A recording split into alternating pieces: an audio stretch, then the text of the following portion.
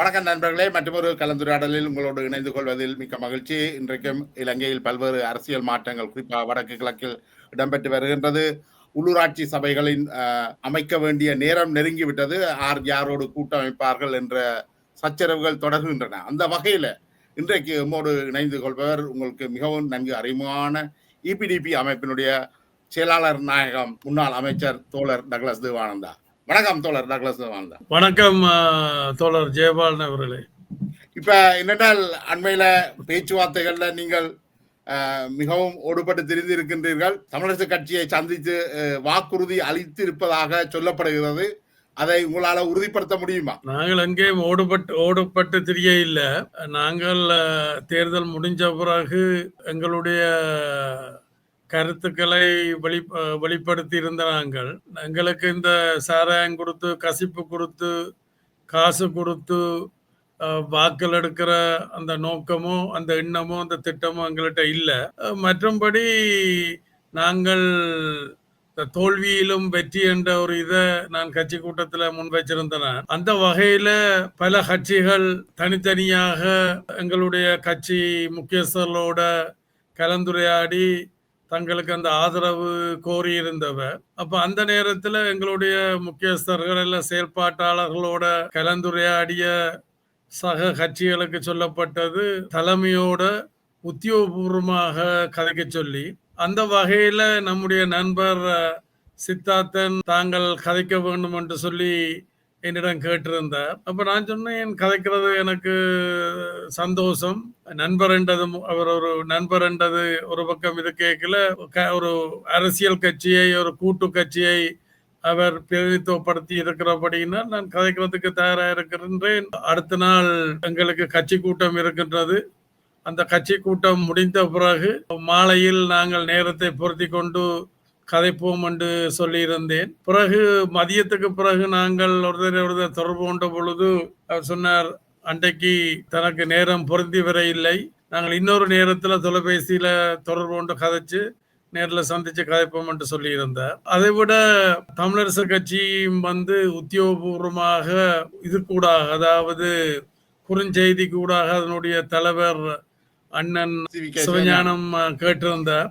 அப்பொழுது நான் அவருக்கு சொல்லி இருந்தேன், அவர் என்கிட்ட கேட்டது ஒரு இரவு ஒரு 11 மணிக்கு பிறகுதான் அவருடைய செய்தியை நான் பார்க்கக்கூடிய மாதிரி இருந்தது. அப்போ அடுத்த நாள் வந்துட்டது.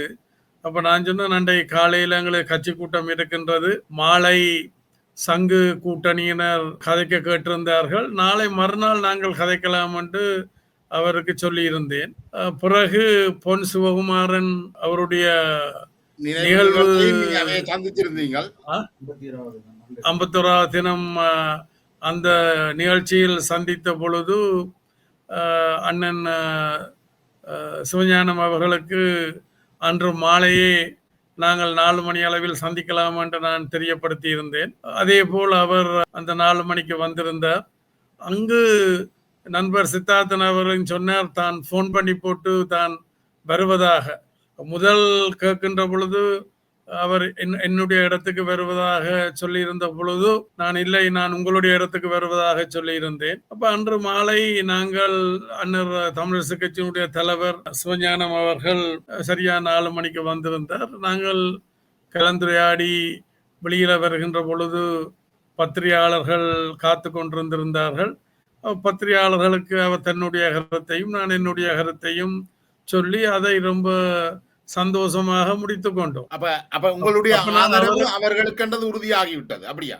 நான் அப்ப அவர் கேட்ட இடத்துல நான் அவருக்கு சொன்னேன், நான் என்னுடைய கட்சிக்காரரோட கலந்துரையாடி விட்டு நான் உங்களுக்கு பதில் சொல்லுகின்றேன், இன்னும் நாட்கள் இருக்கின்றபடியினால் பதில் சொல்லுகின்றேன் என்று சொல்லி முடித்து விட்டேன். அதற்கு பிறகு எந்த விதமான இழுபறியலோ அல்லது எந்த விதமான சந்தேகங்களோ அல்லது எந்த விதமான சந்திப்புகளோ நடைபெறவில்லை. இல்ல, உங்களுடைய ஆதரவு தமிழரசு கட்சிக்கு உறுதியாகிவிட்டது அப்படித்தானே? அதாவது நாங்கள் கட்சிக்காரருடன் கலந்துரையாடி விட்டு நான் சொல்வதாக சொல்லி இருந்தேன். நான் என்னுடைய கட்சிக்காரர்களோடு கலந்துரையாடி கொண்டிருக்கின்றேன். அதாவது எங்களுடைய கட்சியை பொறுத்த வகையில ஆட்சியை பொறுப்பெடுக்கவோ ஆட்சியில் பங்கெடுக்கவோ நாங்கள் தயாராக இல்லை. மக்கள் நலன் சார்ந்து யார் முன்வருகின்றார்களோ நாங்கள் அவர்களுடைய மக்கள் நலன் சார்ந்த திட்டங்களுக்கு ஆதரவளிப்பதாகத்தான் எங்களுடைய நிலைப்பாடு என்பது நான் அன்றோ இன்றோ நாளைக்கோ நான் சொல்ல இருக்கின்றேன். அப்படியால் தமிழரசு கட்சிக்கும் ஈழமக்கள் ஜனநாயக கட்சிக்கும் ஒரு சுமூகமான ஒரு பேச்சுவார்த்தை நடந்து முடிந்திருக்கின்றது. கிட்டத்தட்ட உங்களுடைய ஆதரவு அவர்களுக்கு செல்லும்ன்றது கிட்டத்தட்ட உறுதியாக இருக்கின்றது தான் சொல்றீங்க. இப்ப நீங்கள் அப்படி இல்லை. ஆனால் மக்கள் நலன் சார்ந்து நாங்கள் சிந்திப்போம். தமிழரசு கட்சியினர் மக்கள் நலன் சார்ந்த திட்டங்களை முன்வைத்தால் நாங்கள் அவர்களுக்கு ஆதரவு அளிப்போம். கடந்த காலத்துல அது நடந்திருக்குது. 2018ஆம் ஆண்டு நடந்து முடிந்த தேர்தலில் நடந்திருக்கு. அதுபோல இப்ப சித்தார்த்தன் அவர்கள் அல்ல வெவ்வேறாக்கள் எங்களோட ஆதரவை கேட்டெடுத்து நாங்கள் அந்த ஆதரவை நாங்கள் கொடுத்திருக்கிறோம். ஆனால் சில கட்சிகளை பொறுத்த வகையில எங்களுக்கு நாங்கள் அவர்களுக்கு ஆதரவு கொடுக்கக்கூடிய நிலையில இல்லை. ஏனென்றால் அவர்கள் மக்கள் நலன் சார்ந்து இதுவரை தமிழ் கட்சிகளுக்குள்ள மக்கள் நலன் சார்ந்து இதுவரை இதையும் முன்வைத்ததாக எங்களுக்கு தெரிய இல்லை. அந்த வகையில இப்ப என்னென்றால் இப்ப தமிழ் காங்கிரஸ் என்று சொல்லினோம், அதாவது தமிழ் தேசிய மக்கள் முன்னணி என்று சொல்லினோம், தமிழ் தேசிய பேரவை என்று சொல்லினோம். இப்ப பிணம் என்றும் சொல்லலாம், சடலம் என்றும் சொல்லலாம், உடலம் என்றும் சொல்லலாம், பொடி என்று சொல்லலாம், மையம் என்று சொல்லலாம், அப்படி சொல்லலாம் மக்கள். அப்ப அந்த கட்சியை பொறுத்த வகையில இதுவரை மக்கள் நலன் சார்ந்து அந்த கட்சியினுடைய ஆரம்பகத்தாவாக பிதாமகனாக இருந்த அவருடைய பாட்டனார் உட்பட அவர்கள் இதுவரை மக்கள் நலன் சார்ந்து செயல்பட்டதாக வரலாற்றுல பதிவுகள் இருக்கிறதாக எனக்கு தெரியல. என்னுடைய அனுபவத்தை பொறுத்த வகையில் கஜேந்திரகுமாரோட சேரலாத நிலைமையை நீங்க பல்வேறு இடங்கள்லையும் மிக தெளிவாக சொல்லி இருக்கிறீங்க. அப்படி இருக்கின்ற பொழுது சங்க கட்சியோட வந்து கதைக்கிறதுல என்ன பிரயோசனம் இருக்கு? இல்ல பிரயோசனம் இருக்கா இல்லையான்றதை விட கலந்துரையாடுறது கூடாக ஒருவருடைய தரப்பை இன்னொரு தரப்பு விளங்கி கொள்ளலாம் தான், ஒரு புரிந்துணர்வு ஏற்படுத்தலாம் தான். அதையும் அவையில பொறுத்தது. நானா வில்லங்கத்துக்கு நான் அங்கேயும் போகிய நீங்கள் ஓடி திரிஞ்செல்லாம் சொன்னால் நாங்கள் ஓடி திரிய இல்லை. அனைத்து கட்சிகளையும் சொன்னாங்க, அனைத்து கட்சிகளையும் தான் உங்களுடைய கட்சியை மட்டும் குறிப்பிட்டு சொல்லல. எங்களுடைய கட்சி அப்படி ஓடி திரிய இல்லை. ஏன்னா நாங்கள் ஆட்சியில பங்கெடுக்கவோ அல்லது ஆட்சியை பொறுப்பெடுக்கவோ நாங்கள் தயாராக இல்லை என்றதான் கட்சியினுடைய நிலைப்பாடு. இப்ப எங்களுக்கு ஓடித்திரி ஆனபடினால் எங்களுக்கு ஓடி திரிய வேண்டிய அவசியம் இல்லை. ஆட்சியில பங்கெடுக்க விரும்புகிறார்கள் அல்லது ஆட்சியை பொறுப்பெடுக்கிறார்கள் அவர்களோடு திரும்பி நம்ம அதான் ஜதார்த்தம். அரசியல்ல ஒரு ஜனநாயக அரசியல் அது ஜதார்த்தம். ஆனால் பொய்யை சொல்லிக்கொண்டு ஓடி திரிகிறது தான் சரியான விடயம் அல்ல என்றதான் நான் திரும்பி திரும்பி சொல்ல.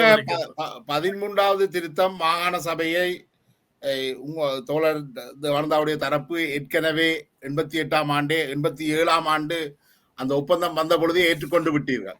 இன்றைக்கு நாங்கள் திருப்பி வந்து இந்த மாகாண சபைக்கான போட்டியில தான் வந்து நிக்கிறோம். இலங்கை அரசியல் வந்து தமிழர்களுடைய அரசியல் வந்து நிக்குது. இந்த விஷயத்துல நீங்கள் பல தடவைக்கு நீங்கள் சுட்டிக்காட்டி இருக்கின்றீர்கள், நாங்கள் ஏற்கனவே எடுத்தது தான் என்று. இதனை இன்னும் தமிழ் தரப்புகள் ஏற்றுக்கொள்றதாக தெரியுதா உங்களுக்கு? நீங்கள் சொன்னது போல ஆரம்பத்திலிருந்தே அல்ல நீண்ட காலமாக சொல்லி வந்த விடயங்கள் இப்ப சக தமிழ் கட்சிகள் ஏதோ ஒரு வகையில நாங்கள் சொன்னதை ஏற்றுக்கொண்டிருக்கிறோம். இன்றைக்கு இந்த சங்கு கூட்டையும் சைக்கிள் கூட்டும் ஒரு ஒப்பந்தம் செய்திருக்கணும். அந்த ஒப்பந்தத்துல அவர்கள் இரண்டாவதாக சொல்லி இருக்கணும், அரசியல் ஜாப்பிற்கான 13வது திருத்தம் என்பது தமிழ் தேசிய இனப்பிரச்சனைக்கான முழுமையானதோ இறுதியானதோ தீர்வு அல்ல என்பதை சுட்டி காட்டுகின்றோம். இதைத்தான் நாங்கள் கடந்த 35-40 வருடங்களாக சொல்லி வரோம். அதாவது இது இறுதியானதோ முடிவானதோ அல்ல, ஆனா இதான் சிறந்த ஆரம்பம் என்றதை நாங்கள் அண்டையிலிருந்து சொல்லி வந்திருக்கிறோம். திருப்பி சொல்லி இருக்கிறார். அது முடிவல்ல, ஆனா அதான் நாங்களும் அண்டையிலிருந்து சொல்றோம். அப்ப என்ன விளக்கமின்மை அல்ல என்ன விளக்கம் அவர்களுக்கு இருக்கோ எனக்கு தெரியல, அவர்களுக்கு தான் வெளிச்சம். இதைத்தான் நாங்கள் அன்றைக்கும் சொல்லி வந்திருக்கிறோம். ஆனா அப்படியான அந்த அந்த அந்த கருத்தை நீங்கள் தொடர்ச்சியாக வச்சுக்கொண்டு வாரீங்கள். அப்படி இருந்தும் இந்த தேர்தல்ல நீங்கள் பின்னடைவை சந்திச்சதுக்கு என்ன காரணம் நினைக்கிறீங்க?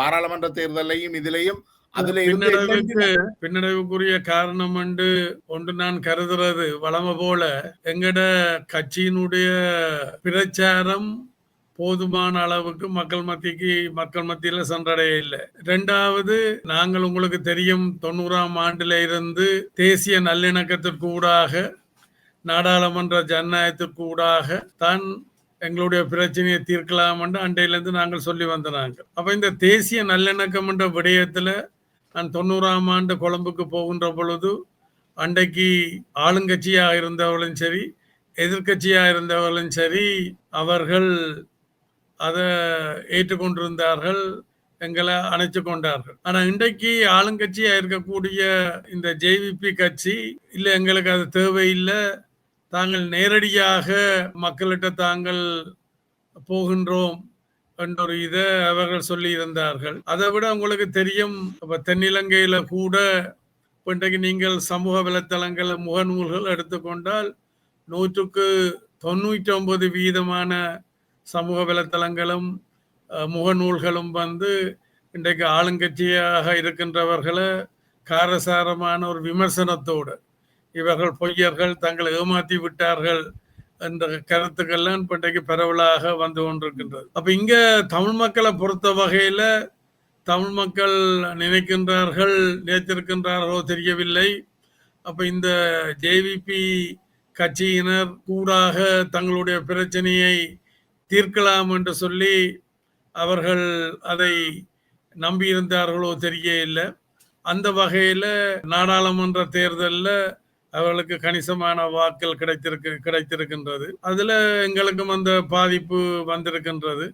ஆனா அதை விட நான் கூட முன்னிறுத்துறது எங்களுடைய ஈழமக்கள் ஜனநாயக கட்சியினுடைய பிரச்சாரங்கள் போதுமானதாக இல்லை. ஏனென்றால் கடந்த காலத்துல நாங்கள் ஆட்சி அதிகாரத்தில் இருக்கின்ற பொழுது நூற்றுக்கணக்கான ஆட்கள் தினமும் எங்களுடைய கட்சி அலுவலகங்களை நோக்கி வருவார்கள் தங்களுடைய தேவைகளை பூர்த்தி செய்வதற்காக.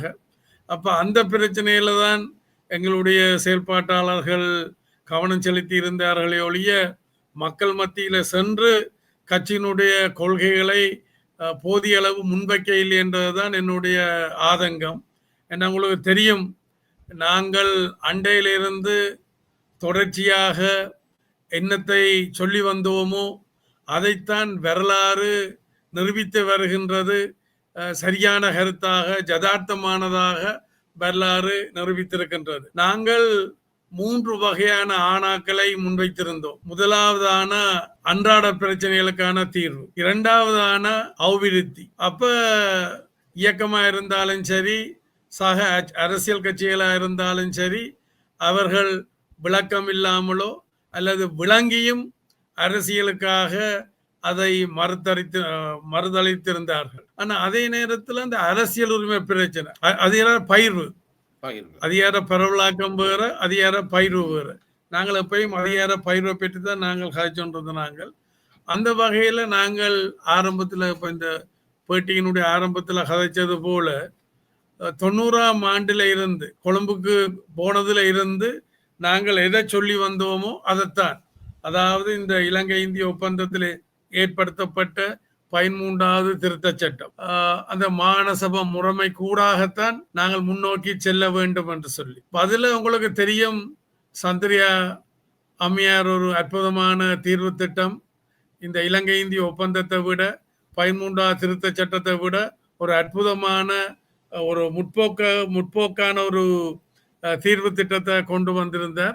அதற்கு ஈழமக்கள் ஜனநாயக கட்சியும் கணிசமான அளவுக்கு பங்களித்திருந்தது. அப்ப அந்த தீர்வு திட்டம் நாடாளுமன்றத்திற்கு கொண்டு வரப்பட்ட போது அப்ப அவர் சம்பந்தன் அவர்களை நம்பியிருந்தார்கள்.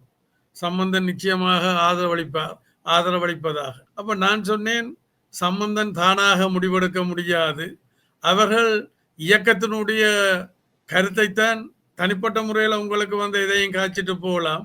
மற்றபடி வெளிப்படையாக அன்றைக்கு இருக்கக்கூடிய இயக்கத்தினுடைய கருத்தைத்தான் அவர் முன்வைப்பார். இயக்கத்தை பொறுத்த வகையில் அவர்களுக்கு அதில் நம்பிக்கையும் இல்லை, அதுல விருப்பமும் இல்லை, ஆனபடியினால் அவர்கள் அதுக்கு இணங்க மாட்டார்கள் என்று சொல்லி. அப்ப இப்படியா நேரத்துல நாடாளுமன்றத்துக்கு அது வந்த பொழுது அவர்கள் அதை எதிர்த்திருந்தார். உண்மை அற்புதமானது. இலங்கை இந்திய ஒப்பந்தத்தை விட பல மடங்கு முன்னேற்றகரமானது, அற்புதமான தீர்வு திட்டம். அதை இனிமேல் எதிர்காலத்துல யாராலையும் கொண்டு வரவும் முடியாது, கொண்டு வர போறதும் இல்லை. அந்த நேரத்துல யுஎன்பி அரசாங்கம், அதாவது ஐக்கிய தேசிய கட்சியில ஒருவர் தன்னுடைய அரசியலுக்காக அவர் அதை நாடாளுமன்றத்தில் எரித்திருந்தார், ஆளுங்கட்சிக்கு எதிர்கட்சி. இப்ப நான் இதைத்தான் அடிக்கடி முந்தி சொல்றேன். இலங்கையில ஆளுங்கட்சி ஒன்றை முன்வைத்தால் எதிர்கட்சி அதை எதிர்க்கிறது.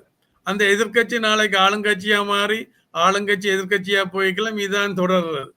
அப்ப இந்த நேரத்துல ரணில் விக்ரமசிங்க என்ன பார்த்தார்? அவர் எதிர்கட்சியில இருக்கிறார், அப்ப அதை எதிர்க்க வேணும், சந்திரிகா குணத்தை எதிர்க்க வேணும். ஆனால் அவருக்கு வாய்ப்பாக என்ன அமைந்தது? இங்கால பிரபாகரன் இயக்கம் அதை எதிர்க்குது, அவர்களை பிரதிநிதித்துவப்படுத்துற தமிழ் தேசிய கூட்டமைப்பு அதை எதிர்க்குது. அப்ப அவருக்கு ஒரு ஹெல்லில் 2 மாங்கை அடிச்சது போல அவர் தன்னுடைய எதிர்ப்பை காட்டினார். அன்றைக்கு மதியம் இந்த தமிழ் தேசிய கூட்டமைப்பினுடைய மூத்த தலைவர்கள் உட்பட ஒரு எதிர்ப்பு ஊர்வலத்தையும் கொழும்புல அவர்கள் நடத்தி முடித்திருந்தார்கள். நான் அடிக்கடி சொல்லுகின்ற ஒரு விடயம் என்னென்றால், இலங்கை அரசாங்கம் தான், இந்திய அரசாங்கம் தான், சர்வதேச சமூகம் தான். இவர்கள் தங்களுடைய நலன்கள்ல இருந்தோன்றான் பிரச்சனையை பார்ப்பார்கள் ஒழிய எங்கட நலன்களை முன்னிறுத்த மாட்டார்கள். நாங்கள்லாம் எங்கட நலன்களை முன்னிறுத்தி இந்த பிரச்சனைகளை அணுக வேண்டும் என்று சொல்லி அண்டையிலேருந்து நான் சொல்லி வந்தேன். நான் இன்னொன்ற கூட அடிக்கடி சொல்வது உண்டு. இந்த 78ஆம் ஆண்டு நான் பாலஸ்தீன விடுதலை இயக்கத்துக்கு பயிற்சிக்கு போன போது அவருடைய அந்த போராட்ட முறைமைகளை நான் நேரில் அவதானித்த பொழுது அந்த போக்கு வெற்றியை நோக்கி போகாது. அந்த வகையில எங்களுடைய ஈழ மக்களுடைய போராட்டத்தை, தமிழ் மக்களுடைய போராட்டத்தை நாங்கள் மாற்றி அமைக்க வேண்டும் என்ற ஒரு எண்ணத்தோடு தான் நான் திரும்பி இலங்கைக்கு நான் பயிற்சியை முடிச்சு. பிறகு ஜெயிலுடைப்புல நாங்கள் வெளியால திருப்பியும் அப்ப நான் முதல் போய்க்குல ஈரோசண்ட் அமைப்பிலேருந்து போனான், 2ஆம் தினம் போய்க்குல இபிஆர்எஃப் அமைப்பிலேருந்து போனான், கொஞ்சம் பேரை கூட்டிட்டு போனான் பயிற்சிக்கு. அப்ப நான் பயிற்சிக்கு போனதை ஒழிய அவர்களுடைய அந்த செயல்பாட்டை, அதாவது அவர்களுடைய அரசியல் செயல்பாட்டை ஏற்றுக்கொண்ட அல்ல. அப்பொழுது கூட நான் என்னுடைய முடிவுல நான் உறுதியாகத்தான் தெளிவாகத்தான் இருந்தேன், எங்களுடைய போராட்டத்தை மாற்றி அமைக்க வேண்டும் என்று சொல்லி. ஆனா தூரவசவசமாக அது எனக்கு சாத்தியப்பட இல்லை. திருப்பி 90ஆம் ஆண்டு திருப்பி நான் கொழும்புக்கு போகின்ற பொழுது ஒரு மாற்றுக் கொள்கை, அதாவது மாற்றுக் கொள்கை என்று சொல்லிக்கல, மத்தியில கூட்டாட்சி, மாநிலத்துல சுயாட்சி என்றதை முன்வைத்து அதை அடைவதற்கான வேலை திட்டம். என்ன வேலை திட்டம்? நாடாளுமன்ற, அதாவது தேசிய நீரோட்டத்துல கலந்து கொள்றது, நாடாளுமன்ற ஜனநாயகம் மற்ற தேசிய நல்லிணக்கம், இதைத்தான் நான் முன்னெடுத்தேன். ஆனால் தூரவசவசமாக எனக்கு போதிய மக்கள் ஆணை கிடைக்கவில்லை, அதனால அந்த இலக்கை என்னால அடைய முடியவில்லை. இருந்தாலும் வரலாறு நிரூபித்து வருகின்றது, ஈழ மக்கள் ஜனநாயக கட்சி எதை முன்வைத்திருந்ததோ அதுதான் சரியானது, யதார்த்தமானது. ஏன் உங்களோட கூட பயணித்த இந்த சைக்கிள் கூட்டம், இந்த சங்க கூட்டம், தங்களுடைய அந்த இதுல கூட அவர்கள் முன்வைச்சிருக்கின்றார்கள். நாங்கள் எதை சொல்லி வந்தோம்? அதாவது இந்த 13ஆம் திருத்த சட்டம், இந்த மாநசபை முறைமை என்றது ஒரு சிறந்த ஆரம்பமா இருக்க முடியுமே ஒழிய அது முடிவல்ல.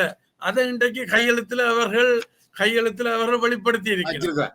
ஆனா தொடர் உங்களோட சேர்ந்து பயணித்த, உங்களோடு பாலஸ்தீனத்துக்கு பயிற்சி எடுத்த இபிஆர்எல்எஃப் சேர்ந்த சுரேஷ் பிரேமச்சந்திரன் உங்களுடைய தோழர், அவர் வேறொரு வழியை தேர்ந்தெடுத்திருக்கிறார். அவர் விடுதலை புலிகளுடைய தன்னை இணைத்துக் கொண்டு செயற்பட்டிருந்தார். இன்றைக்கும் அவர்களுடைய கட்சி கஜேந்திரகுமார் பொன்னம்பலத்தோடு இணைந்து பயணிக்கத்தான் விரும்புகின்றனர். இந்த முரண்பாடு, ஒரே இடத்துல இருந்து வந்த உங்களுக்கு இடையிலேயே இந்த முரண்பாடு எப்படி வருது? இல்ல, இப்ப அரசியல்ல மாற்று கருத்துக்கள் தவிர்க்க முடியாது.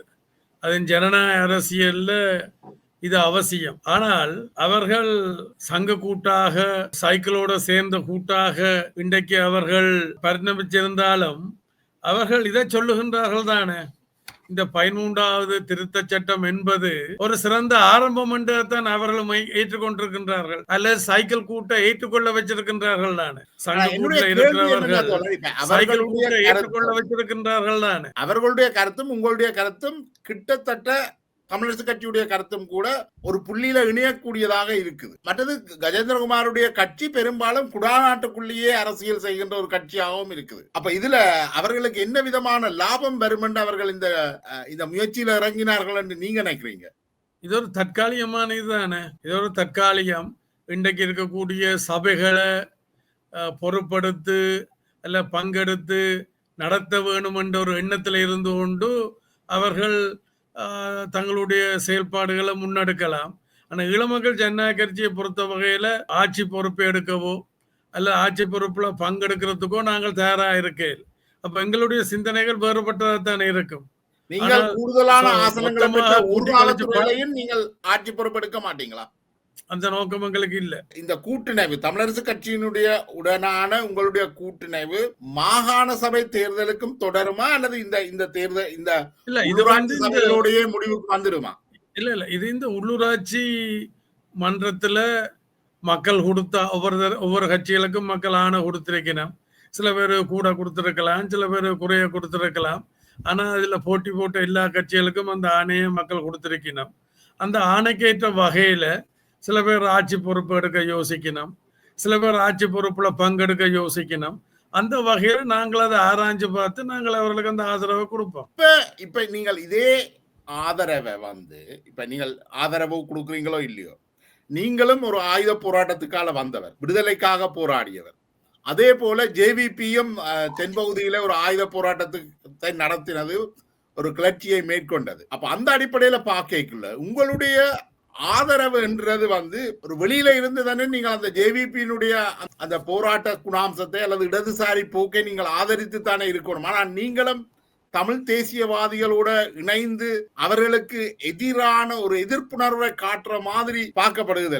இல்ல இப்ப நீங்கள் சொன்ன கருத்திற்கு தானே ஆரம்பத்துல ஜேவிபியினர் ஆட்சிக்கு வந்த பொழுது அதனுடைய தலைவராக அனுர ஜனாதிபதியை சந்திச்சிருந்தேன். எனக்கு அவைகளோட ஒரு பரஸ்பர தொடர்புகள் உறவுகள் எல்லாம் இருந்தது. நீங்க சொல்ற சரி.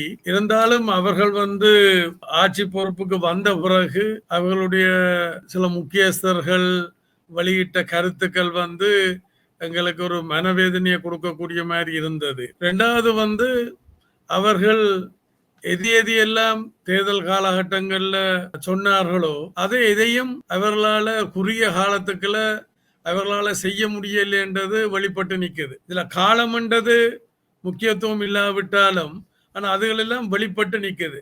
உதாரணத்துக்கு எடுத்துக்கொள்வோம் ஐஎம்எஃப் என்று சொல்லுகின்ற பொழுது, அதாவது சர்வதேச நாணய நிதியம். அப்ப நாங்கள் இந்த சர்வதேச ரணில் விக்ரமசிங்க தலைமையிலான ஆட்சியில இந்த சர்வதேச நாணய நிதியத்தினுடைய உதவியை பெறுவதற்கூடாகத்தான் அன்றைக்கு பொருளாதார ரீதியாக வீழ்ந்து போயிருந்த நாட்டை முன்னோக்கி கொண்டு செல்லலாம் என்ற நம்பிக்கையோடு செயல்பட்ட நாங்கள்.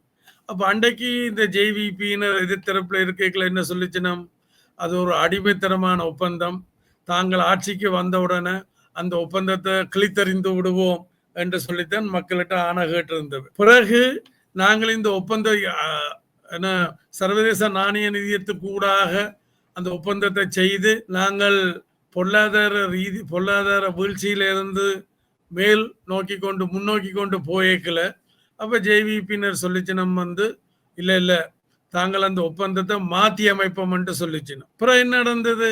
ஒப்பந்தத்தை கிழிச்சறியவும் இல்லை, ஒப்பந்தத்தை மாத்தி அமைக்கவும் இல்லை. ஒரு எழுத்து ஒரு சொல்லு கூட மாத்தாமல் நாங்கள் எதை முன்னெடுத்தோமோ அதைத்தான் அவர்கள் இன்று வர முன்னெடுத்து வருகின்றனர். அது உங்களுக்கும் ஒரு தெரிஞ்ச விஷயம் என்னென்றால், கட்சி எதிர்கட்சியில இருக்கையில அவர்கள் இன்னமும் சொல்லலாம். ஆனா ஆட்சி பொறுப்பு எடுத்த பிறகுதான் 30 ஆண்டு காலமாக ஆட்சி பொறுப்புல இருந்த உங்களுக்கு அது நான் சொல்ல தேவையில்லை. அதனுடைய நிட்டிகிரிட்டி அதுல கடினங்கள் தெரிஞ்சிருக்கும். இப்ப ஜேவிபி அந்த கடினத்தை உணருது. நீங்க குறிப்பிட்டது போல ஐஎம்எஃப் மீறி இவர்களால எதையுமே செய்ய முடியாது. ஆனால் ஒப்பீட்டு அளவில் ஏற்கனவே அதிகாரத்துக்கு வந்த பேரினவாத கட்சிகளான ஐக்கிய தேசிய கட்சியோ அல்லது ஸ்ரீலங்கா சுதந்திர கட்சியிலும் பார்க்க இவர்கள் ஓரளவு தமிழ் மக்களுக்கு என்று இல்லாட்டிலும் இலங்கை மக்களுக்கு ஓரளவு செய்யக்கூடியவர்கள் என்ற எண்ணம் உங்கள்கிட்ட இல்லையா? இல்ல என்னால அதான் நான் சொன்னது போல அவர்களும் ஒரு ஆயுத போராட்டத்துக்கு ஊடாகத்தான் நாடாளுமன்றத்துக்கு வந்த ஆயுத போராட்டத்தை முடிவுறுத்தி நாடாளுமன்றத்துக்கு வந்தவர். அப்புறம் நாடாளுமன்றத்திற்கு கூட இடையில அவர்களுக்கு ஒரு சின்ன குழப்பம் வந்தது. நாடாளுமன்றத்தை வன்முறை கூடாக கைப்பற்றலாம் என்று சொல்லி முயற்சி பண்ணவே அது தோல்வியில முடிவடைந்துட்டது. பிறகு மக்களுக்கு பலவிதமான கருத்துக்களை அல்ல பொய்களாக கூறி மக்களை நம்ப வைத்து ஆட்சி அதிகாரத்தை கைப்பற்றி கொண்டார்கள். இருந்தாலும் அவர்கள் ஆட்சி அதிகாரத்துக்கு வந்த பிறகு அவர்கள் எதை மக்கள் மத்தியில் பிரச்சாரமாக முன்னெடுத்தார்களோ அவற்றை அவர்கள் செய்வார்கள் என்று தான் நம்பியிருந்தனர். அதால தான் ஒரு கொஞ்ச காலமாவது அவர்களுக்கு இடம் கொடுக்க வேண்டும் என்று சொல்லி நான் மௌனமாக இருந்தேன். ஆனால் இப்போ தற்பொழுது பார்க்கின்ற பொழுது அவர்களால் அதை செய்ய முடிய இல்லை. சமீபத்தில் கூட நான் அவரோடு தொலைபேசியில் கதைத்திருந்தேன். அதாவது அவருடைய இந்த உரை சமீபத்தில் நடந்த 18ஆம் தேதி ராணுவ வீரர்களால் மேற்கொள்ளப்பட்ட அந்த உரையில அந்த உரை எனக்கு பிடித்து கொண்டது.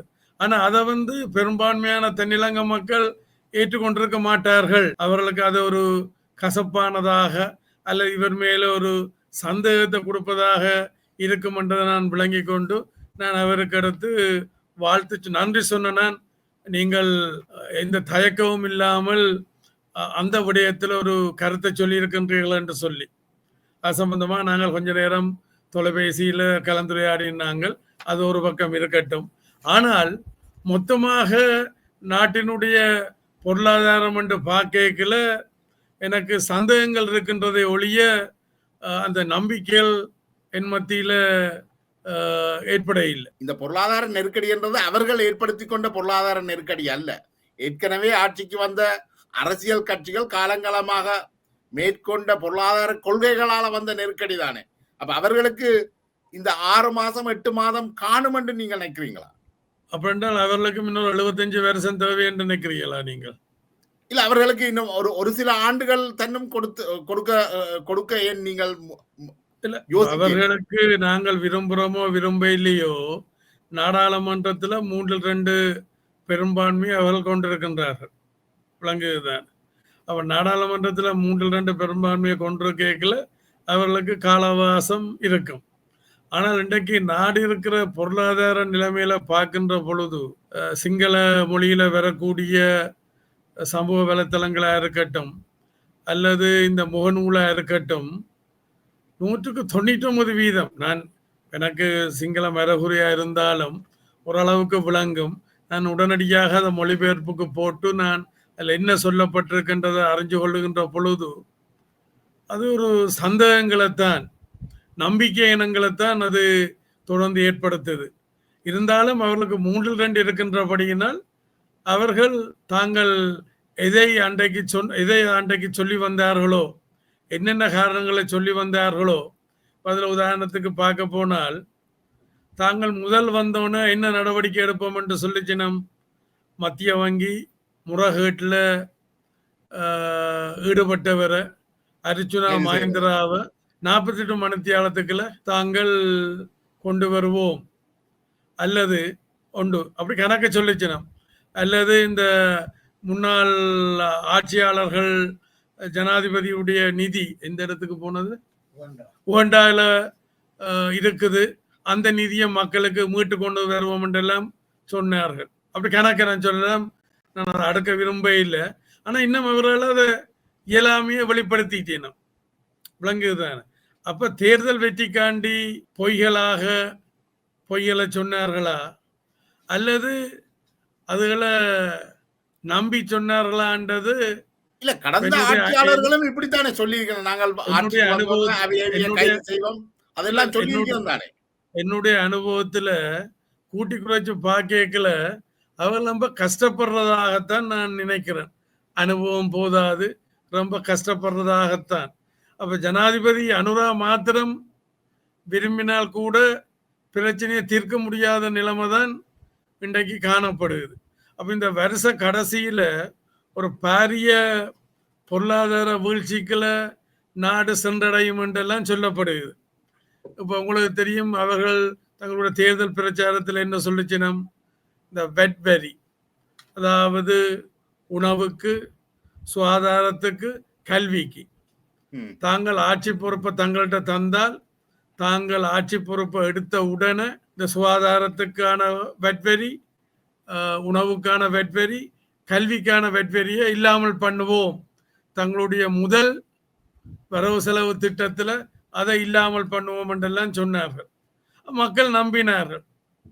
ஆனால் இன்றைக்கு என்ன நடந்து முடிஞ்சிருக்குது, முதல் அவருடைய வரவு செலவு திட்டத்தில் அவர்களால் செய்ய முடியல. அப்ப இவர்கள் உண்மையை அறியாமல் தாங்கள் நம்பினதை சொன்னார்களா, அல்லது மக்களை மயக்கிறதுக்காக பொய்ய சொன்னார்களான்றதுதான் இப்ப எங்களுக்கு முன்னால இருக்கிற கேள்வி. ஆனா ஒப்பீட்டளவுல சம்பளம் கூட்டப்பட்டிருக்கு, அரசாங்க உத்தியோகத்தர்களுடைய சம்பளம் கூட்டப்பட்டிருக்கிறது. இல்ல, அதுலயும் வரி குறைக்கப்பட்டிருக்கிறது. அதுலயும் பல வாத பிரதிவாதங்கள் இருக்கு. தேவையான நாங்கள் அதுகளை இன்னொரு தனியொரு இடமா எடுத்து எந்தெந்த இடத்துல எப்படி எப்படி இருக்குன்றதை நாங்கள் ஒருக்கா கதைச்சு கொள்ளலாம். நான் ஏற்கனவே சொன்னது போல, நீங்கள் நம்முடைய கட்சியில பொருளாதார வல்லுநர்கள் அல்லது அரசியல் வல்லுநர்கள் எல்லாம், சமூக வல்லுநர்கள் எல்லாம் இருக்கணும். நீங்கள் அவைகளோடையும் அவையோட கருத்துக்களையும் எடுத்துக்கொள்ளலாம். இப்ப இந்த உங்களோட ஆதரவு, தமிழரசு கட்சிக்கான ஆதரவு சம்பந்தமான செய்தி வெளியிட்டதை தொடர்ந்து குறிப்பாக தமிழ் தேசிய ஊடகங்கள் தமிழரசு கட்சிக்கு மீதான எதிரான தாக்குதலை தொடுத்து துவங்கி இருக்கிறார்கள். குறிப்பாக இபிடிபியோடு எப்படி இணையலாம் என்று. இவர்களுக்கு நீங்க என்ன பதில் சொல்ல விரும்புறீங்க? இதெல்லாம் இது கூட்டல்ல, அதாவது அவர்கள் சபைகளை அமைப்பதற்கான ஆதரவு அளிக்கிறீர்கள். சபைகளை அமைப்பதற்கான மக்கள் ஆணை கொடுத்திருக்கணும் தானே. சபைகளை யாருக்கு கூட இப்ப நாங்கள் எதை சொல்லி வந்தனாங்களோ அதைத்தான் சுமந்தன் அவர்களும் சொல்லி இருக்கிறார். யார் எந்தெந்த சபையில தனித்து கூட ஆசனங்களை வைத்திருக்கின்றார்களோ அவர்களுக்கு ஆதரவு கொடுக்கிறது என்ற இதைத்தான் அவரும் சொல்லி வந்திருக்கிறார். நாங்களும் அதைத்தான் சொல்லி கொண்டு வாரோம். ஆனா எங்கள்ல ஒரு சின்ன வேறுபாடு என்னென்றால், ஊராத்துறையில எங்களுக்கு கூட ஆசனங்கள் இருந்தாலும் நாங்கள் அதை அந்த ஆட்சி பொறுப்பு எடுக்க சில காரணங்களுக்காண்டி நாங்கள் விரும்ப இல்லை, விளங்குதுதான். அங்க தமிழரசு கட்சி தங்களுடைய வேட்பாளர்களை நிறுத்தினால் நாங்கள் அதுக்கும் ஆதரவு அளிக்கிறதுக்கு நாங்கள் ஆலோசிக்கலாம், அதுல பிரச்சனையே இல்லை. அப்ப இதுல நீங்கள் கேட்ட கேள்வி என்னென்றால், ஏன் மற்றவர்கள் இன்றைக்கு உங்க தமிழரசு கட்சியோட நீங்கள் தமிழரசு கட்சிக்கு நீங்கள் ஆதரவு கொடுக்கிறதால தமிழரசு கட்சி மீது தமிழ் தேசியம் நியாயமான எதிர்ப்பை காட்டுது. தமிழ் தேசியம் என்றெல்லாம் எல்லாரும் கதைக்கணும், விளங்குதான். அது என்னென்ன எனக்கு உண்மையா ஒரு விளக்கம் இல்லாமல் ஒரு குழப்பமா தான் இருக்கு. எது தமிழ் தேசியம், விளங்குதான். அதாவது சும்மா சைக்கிள் கட்சி எடுத்துக்கொண்டால் அது தமிழ் தேசியம் என்று சொல்லுது.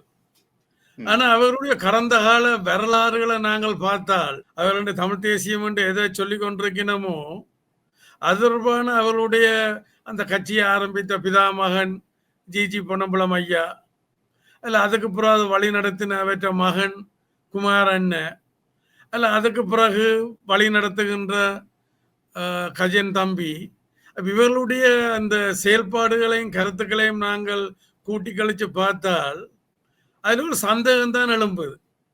எது தமிழ் தேசியம்? ஈழ மக்கள் ஜனநாயக கட்சி முன்வைத்திருக்கிற கொள்கை, முன்வைத்திருக்கிற வேலை திட்டங்களும், இவர்கள் முன்வைத்திருக்கிற கொள்கை, முன்வைத்திருக்கிற வேலை திட்டங்களையும் பார்த்தால் ஈழ மக்கள் ஜனநாயக கட்சி பிரச்சனைகளை தீர்ற வகையில் அணுகிறது தான் ஈழ மக்கள் ஜனநாயக கட்சியினுடைய வேலை திட்டம். ஆனால் அவர்களுடைய வேலை திட்டம் எதுவும் இல்லை. கொள்கைன்ற யாரும் எதுவும் பேசிட்டு போகலாம், விளங்குதான். இன்றைக்கு இந்த சைக்கிள் கூட்டம், சங்க கூட்டம் என்னத்தை சொல்லினோம், இந்த 13வது திருத்த சட்டத்தை பற்றி கதைக்கணும். 13வது திருத்த சட்டத்தை மறுதளிக்க இல்லை. இப்ப கிட்டடியில இந்திய பிரதமர் மோடி வந்த நேரத்துல கூட அவர் அந்த மோடி அதான் சொல்லி போட்டு போயிருக்கிறார். அரசியல் தீர்வன்னைக்குல 13வது திருத்த சட்டம் தான் சொல்லி போட்டு போயிருக்கிறார். அப்ப நான் என்ன சொல்றேன் என்றால், இன்றைக்கு அவர்கள் இந்த சைக்கிள் கூட்டம், சங்க கூட்டம் அதை ஏற்றுக்கொள்ளினோம். இது முடிந்த முடிவல்ல, இது ஒரு சிறந்த ஆரம்பம் என்றதை தங்களை இதில் ஏற்றுக்கொண்டிருக்கணும்.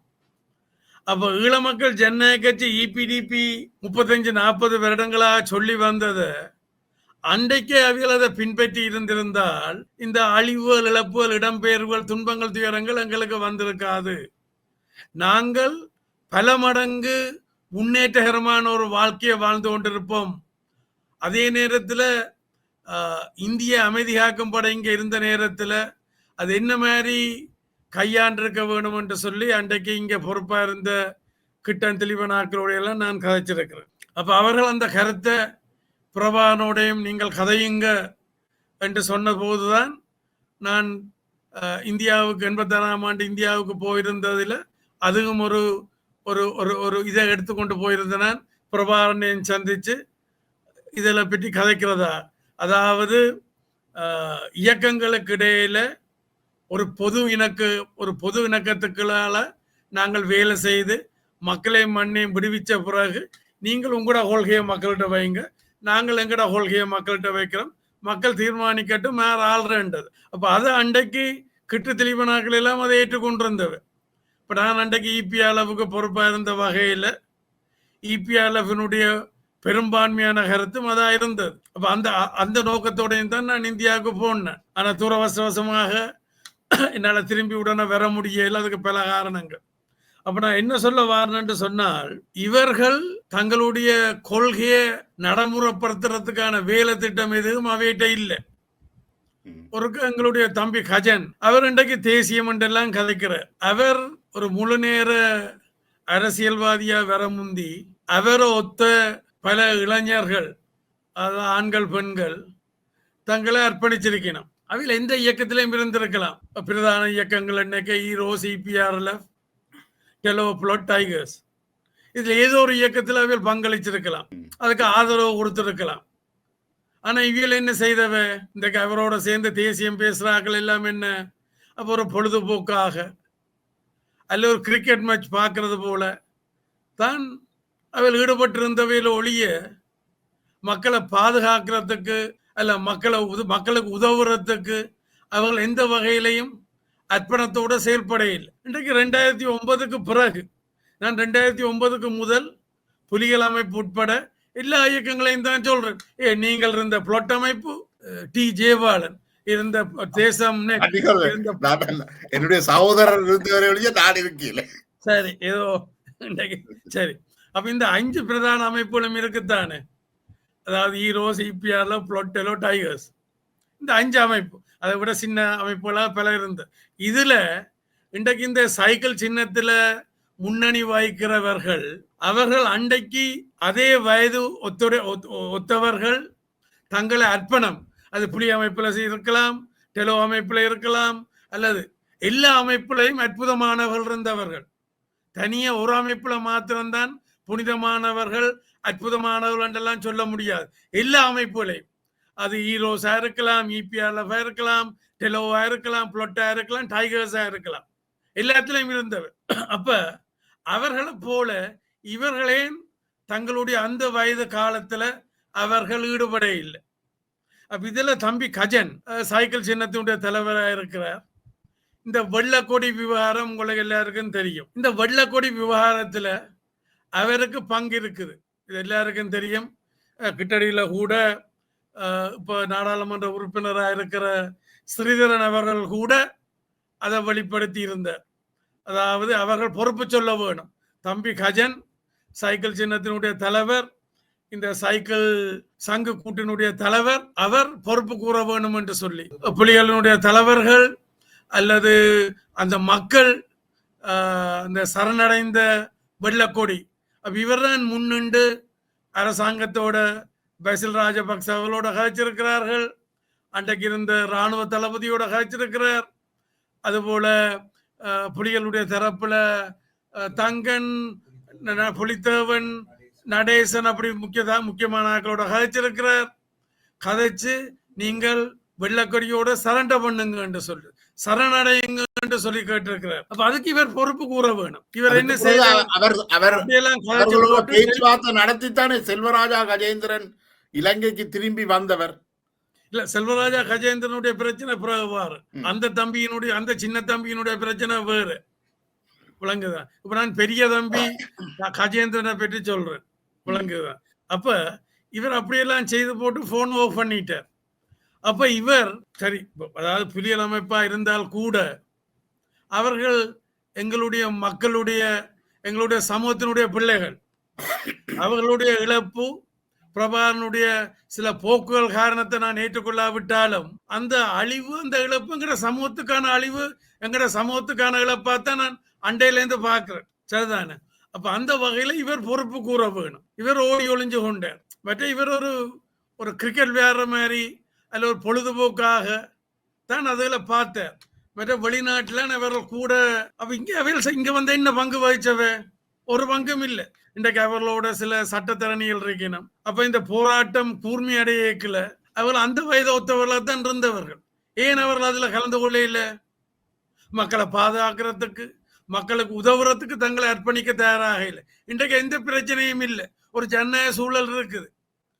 அப்ப இவர்களும் என்ன உங்களுக்கு தெரியும், அந்த யுத்தம் கூர்மை அடையல நாடாளுமன்றத்துல 22 பேர் இருந்தவர். இவைட்ட நான் கேட்டேன், என்ன கேட்டேன், நீங்கள் வாங்க நாங்கள் மஹிந்த ராஜபக்சவோட ஜனாதிபதியோட கதைப்போம், நானும் உங்களோட சேர்ந்து விரைக்கல அவைட்ட மனதில் மாற்றம் ஏற்படும், இந்த யுத்தத்தை உடனே நிறுத்த வேணும் என்று. கிழக்கு மாகாணம் விடுவிக்கப்பட்ட பிறகு படையினர் வடக்கு மாகாணத்துக்கு தயார்படுத்துற நேரத்தில் நான் அவைட்ட கேட்டிருந்தேன். இன்றைக்கு அண்ணர் மாவை இல்லை, அவர் இருந்திருந்தால் அவரும் அதுக்கு சாட்சியா இருந்திருப்பார். எல்லார்ட்டையும் கேட்டேன். அப்ப நீங்கள் சொல்ற இந்த சின்ன தம்பி கஜேந்திரன் செல்வராசா அவர் ஒவ்வொரு முறையும் தூரத்தில் இருந்தோண்டு பாராளுமன்றத்துல பின்னாசனத்தில் இருந்தோண்டு பெரிய பெரிய புத்தகங்களால என்ன நோக்கி எறிவார், ஆக்ரோஷமாக எறிவார். ஆனா அது எனக்கு கிட்ட வராது, அது அந்த முத்தத்துல நடுவுல போய் விழும் ஆக்ரோஷமாக. அப்ப அவர் என்ன சொல்லுவார், அந்த நேரத்துல 40,000 சாவுப்பட்டியலை தயார்படுத்துங்க என்று சொல்லி உற்சாக துணியில இங்கால தென்னிலங்க நாடாளுமன்ற உறுப்பினர்களை ஆளுங்கட்சியை உசுப்பேத்துவேன். அப்புறம் என்ன நடந்தது, அவட்ட கொண்டு வெளிநாட்டுக்கு ஓடிட்டேன். வெளிநாட்டுக்கு ஓடிட்டேன். அப்ப அதுக்கு முதல் அவருக்கு அரசாங்கம் கொடுத்த வாகனம், அந்த அமைச்சர் நாடாளுமன்ற உறுப்பினர்களுக்கு கொடுத்த வாகனம். அப்ப குட்டி என்றவர் தான் அதுக்கு பொறுப்பானவர், இதற்கு புலிகளுடைய அமைப்புல வாகனங்களுக்கு. அப்ப குட்டி இவர்கிட்ட கேட்டிருக்க அந்த வாகனத்தை அங்கால கொண்டு விட சொல்லி. அப்ப இவர் என்ன சொல்லியிருக்க, சின்ன தம்பி என்ன சொல்லி இருக்கிறார் என்றால், அரசாங்கத்துக்கு 35-40 லட்சம் கட்டினாத்தான் அந்த வாகனத்தை விடுவிப்பினம் என்ற அந்த காசையும் எடுத்துக்கொண்டு அவர் இது காட்டிட்டார் வெளிநாட்டுக்கு. விளங்குதான்? திருப்பி வந்து அந்த வாகனத்தையும் வித்து ஒருத்தரும் கேட்கறதுக்கு இல்லை தானே, அந்த காசுல எடுத்துக்கொண்டது வேறு. இப்ப நீங்கள் சொன்னீங்கள் அந்த குட்டி தம்பி சின்ன தம்பியும் இங்க வந்திருந்தார் என்னத்துக்கு, தன்னுடைய தம்பியாரை விடுவிக்கிறதுக்காக. அன்றைக்கு பாதுகாப்பு செயலாளராக இருந்த கோட்டாபய ராஜபக்சவோட ஒரு பேரும் பேசி கனவிடயங்களை சொல்றேன். அதாவது புலி அமைப்பினுடைய செயல்பாடுகள் எல்லாம் தனக்கு தெரியும், உள்ளுக்கும் வெளியிலையும் சகலதையும் சொல்றேன் என்று சொல்லி அவர் இங்க வந்து சொல்லி தன்னுடைய தம்பியாரை விடுவித்து கொண்டார். இப்ப தம்பியாரை விடுவிக்க கூடாது என்று நான் சொல்ல வர இல்லை. தம்பியாரை விடுவிச்சு கொண்டார் அப்படி நான் கணக்க சொல்லலாம். அப்ப இதுல பெரிய தம்பி இந்த சைக்கிள் சின்னத்தை அல்லது சங்க கூட்டக்கு தலைவதாங்குகின்ற பெரிய தம்பி இருக்கிறாரான்னு. அப்ப இந்த பெரிய தம்பி கொள்கை என்று தமிழ் தேசியம் என்று ஏதோ எல்லாம் சொல்றார். இன்றைக்கு அவர் தன்னுடைய தகப்பனர் கொலை செய்யப்பட்டிருக்கிறார். ஏன் அவர் அதுக்கு விசாரணை கோர இல்லை? சரி, உள்நாட்டு விசாரணையில நம்பிக்கை இல்லை என்று சொன்னார். ஏன் சர்வதேச விசாரணையை கோர இல்லை? அவருக்கு தெரியும் தன்னுடைய தகப்பனருடைய கொலை விசாரணை நடக்குமாக இருந்தால் யாரால கொலை செய்யப்பட்டார் என்று அம்பலப்படும். அம்பலப்பட்ட இவர் அரசியல் அம்பலப்படுவார். அம்பலப்பட்ட இவரால் அரசியல் நடத்த முடியாது. தமிழீழ விடுதலை புலிகள் தான் அவருடைய தகப்பனாரை கொலை செய்தன்னு சொல்றீங்களா? விசாரணையில விசாரணை வரட்டும். விசாரணையில அது ராணுவ புலனாய்வாளர்கள் தான் கொலை செய்ததாகத்தான் நீங்கள் சொல்லலாம். ஏன் அவர் விசாரணையை கோர இல்லை? அது அரசியல் உள்நோக்கம் இருக்குது. அதான் நான் சொல்ல வாரேன். அதேதான் விஜயகலா மகேஸ்வரனும் தன்னுடைய கணவரை வந்து புலிகள் கொன்றதாக சொல்லல தானே. ஆரம்பத்துல முதல் நாள் அப்படித்தான் சொன்னது. ஆனா இப்ப அதை எடுக்க விரும்ப இல்ல. முதல் நாள் அப்படித்தான் சொன்னா அதுக்கு அமைச்சர் ராஜித்த சாட்சி கூறுவார். பிறகு யாரோ சொல்லி போட்டினம், இப்படி சொன்னால் உனக்கு உயிருக்கு ஆபத்து இருக்குது, உன் அரசியலுக்கு ஆபத்து இருக்குது, உன்னுடைய வியாபாரத்துக்கு ஆபத்து இருக்குது, நீ இலகுவாக இபிடிபியில தலையில போடணும். இன்றைக்கு அங்க ஒருத்தன் கையுமையுமா பிடிபட்டு இருக்கிறான். அவன் வாக்கு மூலம் கொடுத்திருக்கிறான். அவனுக்கு இபிடிபிக்கும் எந்த சம்பந்தமும் இல்லை. ஒரு மகேஸ்வரனை கொல்றதுக்கு கூடாக என்னத்தை நாங்கள் சாதிக்க போறோம்? ஒன்றும் இல்லை. கொலைகளுக்கு கூடாக இதையும் சாதிக்க முடியாது. நாங்கள் ஆயுத போராட்டத்தில் நான் ஈடுபட்டிருந்தாலும் என்னுடைய அந்த செயல்பாடுகளை நீங்கள் ஜெயபாலன், மற்ற ஜெயபாலன் இருக்கிறார்கள், என்ன பேர், வாயிசாவா, அவரும் முதல் புளொட் அமைப்பில் இருந்தவர், பிற புலி அமைப்புக்கு ஆதரவளித்தவர். அவர் ஒரு தன்னுடைய ஒரு கதையில என்னை பற்றியும் குறிப்பிட்டிருக்கிறார். அப்ப என்னுடைய குணாம்சம் அவருக்கு தெரியும். கொலைகளுக்கு ஊடாக, வன்முறைகளுக்கு ஊடாக பிரச்சனைகளை காண முடியாது, அதுல நம்பிக்கை இல்லாதால் அவருக்கு எனக்கு தெரியும். சரி, இன்றைக்கு இவ்வளவு குற்றச்சாட்டுகளை பெரிய தம்பி கஜனும் சின்ன தம்பி கஜேந்திரனும் அல்லது அவளுடைய சில சட்டத்தரணிகளும் சொல்லினோம். ஏன் அவையில் நீதிமன்றத்துக்கு போயில்லை. இப்ப கிட்டடியில கூட ஸ்ரீதரனுடைய அவருக்காண்டி அடிதடியில் ஈடுபடுற ஒருத்தர் ஒரு பேட்டி கொடுத்திருக்கிறார் எல்லாம் சொல்லி நீதிமன்றம் போகட்டும், நான் அதுக்கு தயாராக இருக்கிறேன். போய் எந்த உண்மையும் இல்லை. இபிடிபி கட்சியினுடைய கொள்கையோ இபிடிபி கட்சியினுடைய வேலை திட்டமோ அது அல்ல.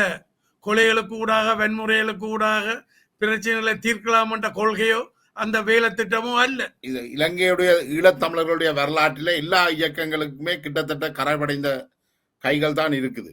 எல்லாரும் ஏதோ ஒரு வகையில தொடர்பட்டிருக்கிறாங்க. பிரச்சனை என்னென்றால் இந்த அரசியல் இந்த சந்தர்ப்பத்துல நான் மற்றவர்களை பற்றி கதைக்க தயாராக இல்லை.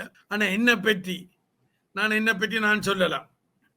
இபிடிபி கொள்கை, இபிடிபி வேலை திட்டம் தெளிவானது. அப்ப இவர்கள் சொல்றது போல ஏதாவது கொலைகள்ல சம்பந்தப்பட்டிருந்தால் அல்லது ஏதாவது முறைகேட்டுல சம்பந்தப்பட்டிருந்தால் தாராளமா நீதிமன்றம் போகலாம். ஏனவியல் போக இல்லை என்றால் சொல்றது எல்லாம் போய் அதுக்கு எந்த ஆதாரமும் இல்லை. இப்போ உதாரணத்துக்கு இந்த இப்போ நான் இருக்கு, இப்போ நீங்கள் எனக்கு என்ன பேட்டி காண்ற இடம், நான் இப்போ என்னுடைய அலுவலகத்தில் இருக்கிறேன். அது இபிடிபியினுடைய இளமகள் ஜனநாயக கட்சியினுடைய தலைமையகம் என்று சொல்லலாம். அதுக்கு முந்தைய ஒரு பேர் இருந்தது, ஸ்ரீதர் தியேட்டர் என்ற ஒரு பேரும் இருந்தது. இந்த 70 நீதிமன்றத்தில் வழக்கில் இருக்கிறபடியே நான் அதை பற்றி கணக்கை அலட்டி கொள்ள இல்லை. 79ஆம் ஆண்டுக்கு முதல் முந்தைய இந்த தியேட்டரை நடத்தின என்று சொல்லப்பட்டவர்கள் பல பேரிட்ட ஈடு வச்சு அதை அறுதியா போனண்டு அவர்கள் கைவிடப்பட்டதாக சில வரலாற்று இதுகள் நான் ஆராய்கின்ற பொழுது சொல்லப்படுகின்றது. அது ஒரு பக்கம் இருக்கட்டும். இந்த கட்டிடத்துக்கு மின்சார நிதி, மின்சார கட்டணங்கள் லட்சக்கணக்கில் கோடிக்கணக்கில் இருக்குன்னு சொல்லினோம். ஏன் அவைகளால நிரூபிக்க முடியல? இன்றைக்கும் தகவல் அறியும் சட்டம் மூலம், அதாவது ஆர்டிஐ போனால் அவைகள் சொல்லுவீனம் ஜீரோ பில், மாதம் மாதம் ஒழுங்காக கட்டப்பட்டு கொண்டிருக்கின்றது, ஜீரோ பில் இருக்கின்றதுன்னு சொல்லுவார்கள். அப்ப அதுல எந்த உண்மையும் இல்லை.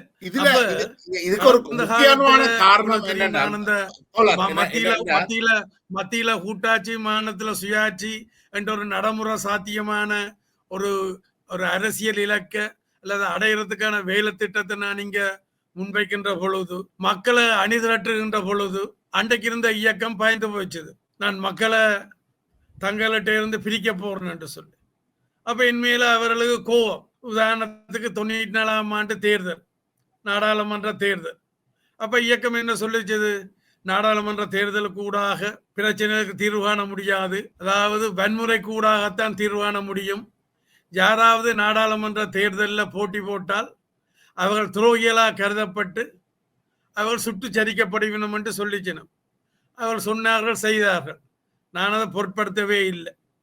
அப்போ 94ஆம் ஆண்டு பிறகு 2004ஆம் ஆண்டு 10 வருஷத்துக்கு பிறகு அவர்களாகவே 22 ஆசனங்களை நாடாளுமன்றத்துக்கு அனுப்பியிருந்தவர். அதெல்லாம் நாடாளுமன்ற உறுப்பினராக இன்றைக்கு இருக்கிற ஸ்ரீதரன் அவர்கள் தன்னுடைய பேட்டியில சொல்லியிருக்கிறார், கள்ள வாக்கு போட்டுத்தான் அவ்வளா பேரையும் தாங்கள் அனுப்பினதாக சொல்லியிருக்கிறார். தான் மாத்திரம் 75 கள்ள வாக்குகளை போட்டதாக சொல்லியிருக்கிறார். அதுமே சட்ட விரோதம். அது உண்மையாக யாரும் வழக்குக்கு போகலாம். சரி, அவர் தன் இதை ஆதங்கத்தை சொல்லி போட்டார். விளங்குதா? ஏன் செய்தவர், யார் சொல்லி செய்தவர் என்று சொல்லி. அவர் மாத்திரமல்ல. அப்ப நான் கேட்கிறேன், இந்த 94ஆம் ஆண்டு நான் சொன்னதை முன்னெடுத்திருந்திருந்தால் 2004 இவர்கள் வரைக்கல இந்த 10 வருஷத்துக்கு நடந்த இடம்பெயர்வுகள் அல்லது இந்த அழிவுகள், இழப்புகள், துன்பங்கள், துயரங்களுக்கு யார் காரணம்? நான் இலங்கை அரசாங்கத்தையோ இந்திய அரசாங்கத்தையோ குறை சொல்ல தயாரா இல்லை. எனக்கு தெரியும். இன்றைக்கு சொல்லினோம் படையினர் துன்புறுத்தினது, கொடுமைப்படுத்தினெல்லாம் சொல்லினோம். இல்ல, கொடுமைப்படுத்தினெல்லாம் சொல்லினோம். அப்ப நான் ஆயுதம் தூக்கல அவனை என்ன கொஞ்சுவானா? அவன் ஆயுதம் தூக்குறான்னு சொன்னால் ஸ்ரீலங்கா படை என்ன கொஞ்சுமா? நானும் கைது செய்யப்பட்டிருந்தேன். வெளியே நாங்கள் இப்ப பனாகொடையில எல்லாம் இருக்கல, வெளியால ஏதாவது துப்பாக்கி சூடுகள் அல்லது வெடி உண்டுகள் வெடிச்சால் அங்க எங்களுக்கு தினமும் அடியுத. அப்ப நான் அதை விட்டு அவங்கள திட்ட இல்லை, அவங்கள அதைத்தான் செய்வாங்க. அது என்னுடைய சொந்த அனுபவத்தை தான் சொல்றேன். சித்திரவதை செய்வாங்க, அதெல்லாம் செய்வாங்க. நான் அதெல்லாம் பொருட்படுத்துறேன், எனக்கு தெரியும். நான் ஆயுதம் தூக்கினா அவன் அதை செய்வான். இப்ப ஜேவிபிக்கு செய்ய இல்லையா? 71ஆம் ஆண்டு ஜேவிபி ஆயுதம் தூக்கிற நேரம் என்ன தமிழ் மக்களா, தமிழ் பொடிகள் ஆயுதம் தூக்கினது?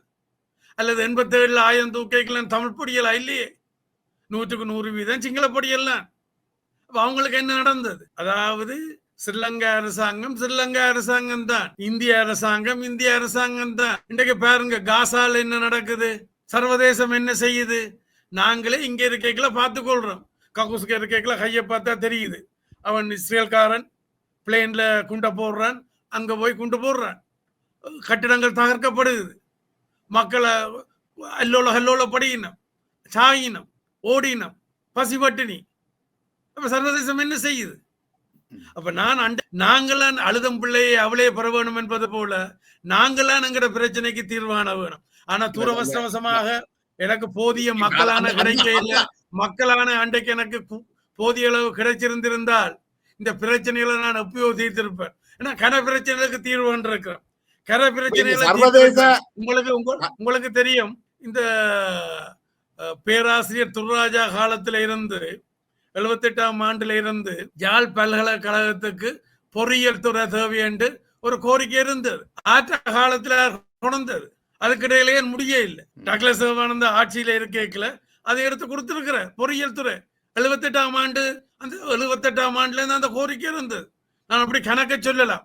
அதாவது ஈழமக்கள் ஜனநாயக கட்சி டக்ளஸ் சிவானந்தனுடைய தலைமையில எவ்வளவு இதை பாத்தீங்களா? இன்னொன்று நான் முந்தைய நான் காட்ட இல்லை.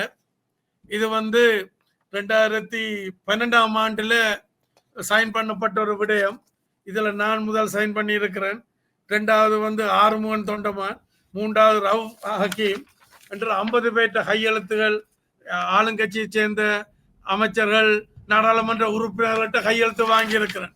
என்னென்றால் அன்றைக்கு இருக்கிற அரசாங்கம் பசில் ராஜபக்ச என்ன யோசிச்சார் என்றால், இந்த 13வது திருத்த சட்டத்தை இல்லாமல் பண்ண அல்ல அதனுடைய அதிகாரங்களை குறைக்கிறதுக்காண்டி ஒரு முயற்சி எடுத்தது. அப்ப நாங்கள் 50 பேருடைய கையெழுத்துக்களை எடுத்து நாங்கள் சொன்னாங்க, நீங்கள் அப்படி ஒரு முயற்சியை எடுத்தால் நாங்கள் உங்களுக்கு நாடாளுமன்றத்தில் 3/2 தரமாட்டோம் என்று சொல்லி அப்படி சொல்லி நிப்பாட்டினது. அதுக்கு பிறகு சந்திரியாமியார் ஒரு அற்புதமானதை கொண்டது. அதுல நாங்கள் ஈழமக்கள் ஜனநாயக கட்சி நிரம்ப பங்கு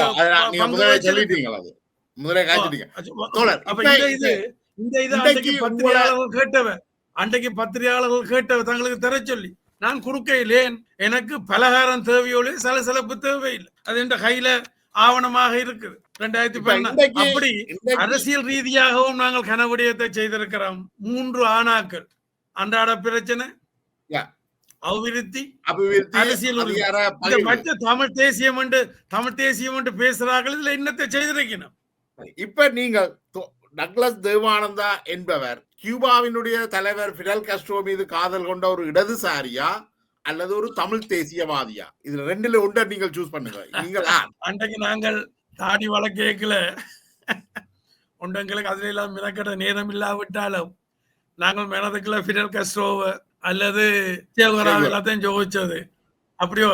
அப்ப அது இளைஞர் அந்த நேரத்துல ஒரு புரட்சியில ஒரு விடுதலையில ஈடுபட்டிருக்கிற இளைஞர்கள் அவர்களை தங்களுடைய ஆதர்சன புருஷனாக பார்த்த நிலைமையில எல்லாம் இருந்தது. இப்ப அனுராக் கூட அனுராக் இன்றைக்கு ஜனாதிபதி டக்ளஸ் கூட தேவானந்தா தானே தாடி வளர்த்து இன்றைக்கு டக்ளஸ் தேவானந்தா யார்? தமிழ் தேசியவாதியா? அதாவது ஒரு மனிதநேயம் உள்ள தமிழ் தேசியவாதி என்று எடுத்துக்கொள்ளலாம். மனிதநேயம் உள்ள, ஆனால் ஒரு யதார்த்த பூர்வமான, உங்களுக்கு தெரியும், நாங்கள் ஆயுதம் தூக்கேக்கல ஐக்கிய இலங்கைக்குள்ள சமாதான சகவாழ்வு சாத்தியப்பட இல்லை.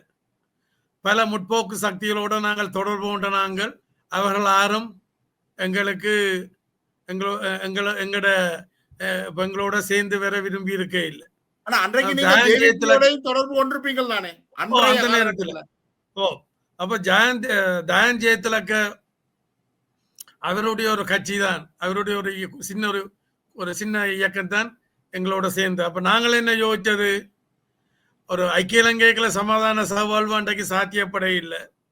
அந்த வகையில நாங்கள் எங்களை முதல் விடுவிப்போம், விடுவித்த பிறகு தென்னிலங்கை புரட்சியாளர்களோட சேர்ந்து ஐக்கிய இலங்கைக்கான ஒரு போராட்டத்தை நடத்துவோம் என்றால் அன்றைக்கு நாங்கள் யோசிச்சு ஈரோஸுக்கு முதல் சின்ன சின்ன இதாக இருந்தாலும் அப்புறம் ஈரோஸ், அப்புறம் இபிஆர்எல்எஃப், அப்புறம் இபிடிபி என்று நாங்கள் எங்களை இதை முன்னெடுத்து வாரோம். ஏன் நீங்கள் இந்த இன்னொன்று நான் ஞாபகம் வருது, இந்த 2009க்கு பிறகு சுவிஸ் நாட்டுல ஒரு டிக் என்று சொல்லி தமிழ் இன்ஃபர்மேஷன் சென்டர் என்று உங்களுக்கு தெரியும், லண்டன்ல இருந்தது, வரதுக்கு மேல தலைவராக இருந்தது. நான் பகுதியா அவரை சொல்றது டிஐசி என்ற டைகர் இன்ஃபர்மேஷன் சென்டர் என்று பகுதியா அவரை சொல்லிக் கொள்றது. அப்ப அவர் இந்த 2009க்கு பிறகு இலங்கையில இருக்கக்கூடிய வடக்கு கிழக்கோட சம்பந்தப்பட்ட, மலையத்தோட சம்பந்தப்பட்ட தமிழ் கட்சிகள், தமிழ் பேசும் கட்சிகளை அழைச்சிருந்தவர். அந்த நேரத்துல சந்திரசேகரன் அவர்கள், சந்திரசேகரன் என்று சொல்லிக்க மலைய மக்கள் முன்னணியுடைய தலைவர், அவர் அந்த நேரத்துல அதாவது என்னத்தை சொல்ல வலிக்கிட்டவர் என்றால் சுயநிர்ணய உரிமையை பற்றி சொல்ல வலிக்கிட்டார். அப்ப நான் சொன்னேன், எனக்கு ரொம்ப கோபமா போயிட்டது. நான் சொன்னேன், சந்திரசேகரன் சுயநிர்ணய உரிமையை பற்றி எங்களுக்கு இதில் வகுப்படுக்க வேண்டிய அவசியம் இல்லை, வகுப்படுக்காத, நாங்கள் அதுக்காக உயிரை கொடுத்து ரத்தத்தை சிந்தி நாங்கள் அதுக்கு போராட்டம் நடத்தினாங்க. நீ இதுல கொண்டு எங்களுக்கு நீ இதை பற்றி கதைக்காது, இதை பற்றி சுயநிர்ணய உரிமை என்னென்று எங்களுக்கு கதைக்காது, விளங்குத. நாங்கள் அதுக்காண்டு ரத்தம் சிந்தி உயிரை பணியம் வச்செல்லாம் போராடினாங்க. எத்தனையோ பேர் ரத்தம் சிந்திருக்கணும், அங்கை வீணப்பட்டிருக்கணும், உயிரை பலி கொடுத்திருக்கணும். அதனுடைய மிச்ச சொச்சமாகத்தான் நான் இருக்கிறேன். ஆனபடியினால் இந்த தமிழ் தேசியம் உண்டோ அல்ல சுயநிர்ணய உரிமை உண்டோ, எனக்கு நீங்கள் உங்களோட சுயலாப அரசியலுக்காண்டி ஒரு பொய்த்தனமாக எனக்கு கதைக்கிறதை என்னால ஏற்றுக்கொள்ள முடியாது. அப்ப இதுல நீங்களே தீர்மானிச்சு கொள்ளுங்க நான் யாருன்றது. தோழர், இதுல என்னென்றால் இப்ப நீங்கள் இந்த ஆயுத அமைப்புகள் எல்லாம் தன்னுணர்வாக வந்து போராடி ரத்தம் சிந்தி இருக்கிறார்கள். உங்களோட கனடாவில இருந்து புலிகளுடைய புலனாய்வு பொறுப்பாளராக இருந்த முல்லமதி என்பவரும் பேசியதாக சொல்லி இருந்தார். ஏன் நீங்கள் இந்த ஆயுத அமைப்புகள் எல்லாமே தாங்கள் ஒன்றாக சேராமல் மீளும் இன்றைக்கு நீங்கள் அன்றைய காலகட்டத்தில் இந்த மிதவாத தலைவர்கள் என்று சொல்லப்படுற தமிழரசு கட்சியையோ தமிழ் காங்கிரஸையோ எதிர்த்து ஆயுதம் தூக்கிய நீங்கள் எல்லாருமே இன்றைக்கு அவர்களுக்கு பின்னால்தான் போற நிலைமை ஏன் உருவாகி இருக்குது? இதை ஏன் யாருக்கு பின்னால போறது? நான் போறேன். எல்லாருமே தமிழரசு கட்சி அல்லது தமிழ் காங்கிரசுக்கு பின்னாலதானே போக வேண்டி இருக்கு. இல்ல அப்படி இல்லையே, நான் அங்க போனேன், நான் போயில்லையே. ஆரம்பத்துல ஓடி திரிகிறேன் சொன்னீங்களா? நான் ஓடி தெரிய இல்ல, இப்படி ஓடி தெரிய இல்ல. அது சொல்றேன்டா உங்களுக்கு, அதாவது பெண்ணென்றால் யார் பூனைக்கு மணி கட்டுறது, நாங்கள் இதை செய்த. நாங்கள் இப்ப ஒருக்காக என்ன ஒரு ஃபோரம் உண்டு, தமிழ் மக்கள் அரங்கம் உண்டு, நாங்கள் உண்டா கட்டினாங்க. நாங்கள் என்னுடைய முன்முயற்சி என்று எடுத்துக்கொள்வோமே, கட்டினாங்கள், சரியா போய்கொண்டிருந்தது. அப்புறம் இடையில தேர்தல் அறிவிச்ச உடனே அது அப்படியே இதா போயிட்டது.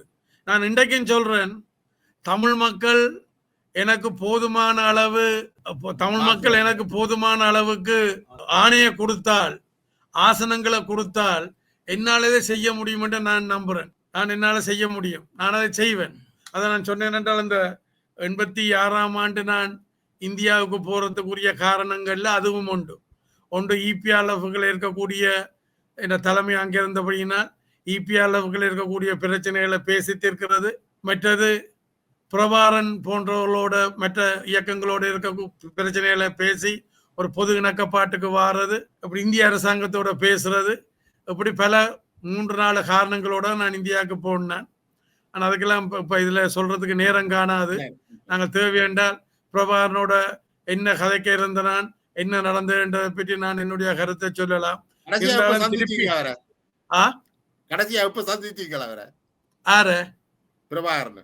அவரை சந்திக்கையில இந்த இதுல பார்த்தேன் நான். இதுல கடைசியா இந்த டிவியில காட்டிச்சினேன் தானே 2009 அந்த நேரம் தான் அதுல காட்டினதான் நான் பார்த்தேன். 2009 யுத்தம் முடிஞ்ச பிறகு பிரபாகரனை காட்டிச்சினேன் தானே டிவியில.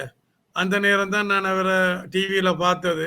ஆனால் இப்ப இன்றைக்கும் சில பேர் இருக்கணும், அதாவது அந்த நேரத்துல யார் பேர் என்னன்னு சொன்னால் பல்கலைக்கழகத்துல விரிவுரையாளராக இருக்கிறார் அந்த பத்மினியினுடைய கணவர் சம்பரநாதன். அவரை போல பலர் அன்றைக்கு சொல்லுவீனம், அதாவது டக்ளஸ் சிவானந்தம் பிரபாகரனும் சேர்ந்தால் கணக்க சாதிக்கலாம், ஏன் சேரக்கூடாதுன்ட்டு. இந்த பிபிசியில் ஆனந்தி எல்லாம் இருந்தவா அவையெல்லாம் என்கிட்ட கேட்பினோம், 2 பேரும் சேர்ந்தா கணக்க சாதிக்கலாம், ஏன் சேரக்கூடாது. நான் நீங்கள் முதல் பிரபாகரன் சொல்லுங்க, சகோதர படுகொலைகளை நிறுத்த சொல்லி. சகோதர படுகொலைகளை பிரபாகரன் நிறுத்தினால் நான் கதைக்கிறதுக்கு பெண்மேல அப்பளுக்கு அதாவது சேறு பூசினதை ஒழிய அங்க எந்த விதமான உண்மைத்தன்மையிலும் அதுல இல்லை, எல்லாம் போய். நான் அதுக்கு என்ன நான் வெளிப்படையான ஒரு தர்க்கத்துக்கு யாரோடையும் தயாரா இருக்கிறேன். இது தென்மேல சுமத்தப்படுற அரசியல் உள்நோக்கங்களுக்காண்டி உங்களுக்கு தெரியும் இங்க தேர்தல் திருவிழான்னு சொன்னால் பல பேர் மூட்டை முடிச்சலோட வந்து கலர் வியாபாரம் செய்துட்டு திருவிழா முடிஞ்சோன்னா போவினோம். அது மாதிரி இந்த தேர்தல் வந்த உடனே பல அரசியல் இயக்கங்களா இருந்தாக்கள் இப்ப அரசியல் கட்சியில மாறி சேறு பூசுறது ஒன்று நிரூபிக்கட்டும். அதாவது டக்ளஸ் சிவானந்தா மேல இருக்கக்கூடிய குற்றச்சாட்டுகளை நிரூபிக்கட்டும், நீதிமன்றத்துக்கு போகட்டும். நான் அதுக்கு தயாரா இருக்கிறேன். இப்ப உங்களுக்கு தெரியும் இந்த உதயன் பத்திரிகை 2012ஆம் ஆண்டு ஒரு செய்தி ஒன்று போட்டிருந்தது. உதயன் பத்திரிகை 12ஆம் ஆண்டு ஒரு செய்தி. இந்த செய்தி அதாவது தேடப்படும் குற்றவாளிகளான டக்ளஸ் கேபி ஆகியோரை தமிழர்களின் தலைவர்களாக்க அரசு முயற்சிப்பது ஏன்? நாடாளுமன்றில் சுமந்திரன் எம்பி கேள்வி. அப்ப நாங்கள் வழக்குக்கு போனது 2012ஆம் ஆண்டு. ஏன் என்ன வழக்குக்கு போனது? உங்களுக்கு தெரியும், நாடாளுமன்றத்துல இருமினாயன தும்மினாயன சீறினாயன எல்லாம் ஹேண்ட்சாட்ல வரும். அப்ப சுமந்திரன் பேசவும் இல்லை, அதால ஹேண்ட்சாட்ல வரவும் இல்லை. அப்ப நாங்கள் வழக்கு போட்டது. வழக்கு போட்ட இடத்துல வழக்குக்கு இடையில வர இல்லை. அப்போ ஒரு பட்சமாக எங்களுக்கு 20 லட்சம் அதுக்கு காணாது 20 லட்சம் கொடுக்கணும் என்று தீர்ந்தது. பிறவியல் திருப்பி உயர் நீதிமன்றம் போய் தாங்கள் இல்லாமல் இந்த தீர்ப்பு வந்துட்டது, தாங்கள் இல்லாமல் இந்த தீர்ப்பு வந்துட்டது, ஆனபடியினால் திருப்பி நடத்தணும் என்று. அப்ப நாங்கள் சொன்னோம் எங்களுக்கு அதுல பிரச்சனை இல்லை, எங்களுக்கு தான் 100க்கு 1000 வீதம் 100க்கு 1000 வீதம் எங்களுக்கு நம்பிக்கை இருக்கு பொய்யண்டு. அப்ப இதான் இந்த high court of judicature at Madras 19/2014 போட்டு அந்த நீதிமன்ற தீர்ப்பு உண்டு. இந்த நீதிமன்ற தீர்ப்புல தேடப்படுற குற்றவாளி என்று இருக்குத்தானே, இதுல என்ன சொல்லப்பட்டிருக்குது? wherein this court specifically has held that the petitioner is not a proclaimed offender. அவர் தேடப்படுற குற்றவாளி அல்ல என்று சொல்லப்பட்டிருக்குது. விளங்குது? இதை நான் அன்றைக்கே நாடாளுமன்றத்துல தமிழ் கட்சிகள் சொல்லிக்கலாம் காட்டினேன். அப்ப இன்றைக்கும் என்ன சொல்ல பாக்கினோம்? ஏதோ இந்தியாவில தேடப்படுற குற்றவாளி என்று.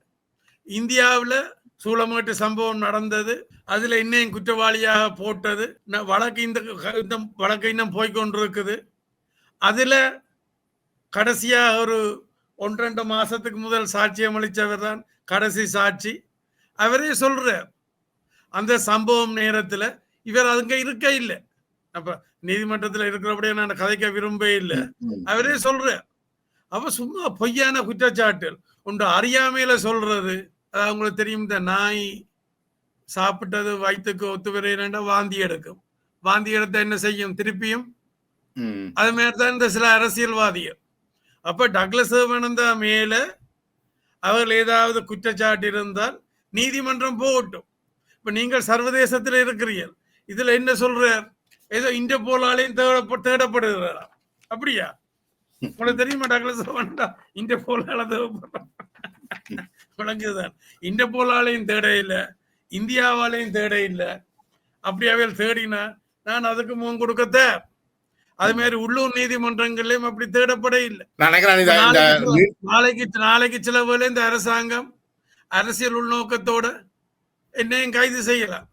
கைது செய்தால் பிணதான் கொடுக்க வேணும். சொல்ற விளங்குதானே? இந்த அரசாங்கமும் யாரையும் தாங்கள் ஆட்சிக்கு வந்த பிறகு கைதுகள் நடக்கிறது. அதுல உண்மைத்தன்மையும் இருக்கலாம், அரசியல் உள்நோக்கமும் இருக்கலாம். அதுபோல நாளைக்கு என்ன கூட கைது செய்யலாம், வேணுமென்றா கைது செய்யலாம். ஆனா கைது செய்தால் என்ன சிறையில வச்சிருக்க முடியா, பிணையலான் விட வேணும். அதுக்குரிய முகாந்திரங்கள் இல்லை. நினைக்கிறேன் அந்த நீண்ட உரையாடலை இந்த புள்ளியோட நாங்கள் முடிவுக்கு கொண்டு வரலாம் நினைக்கிறேன்.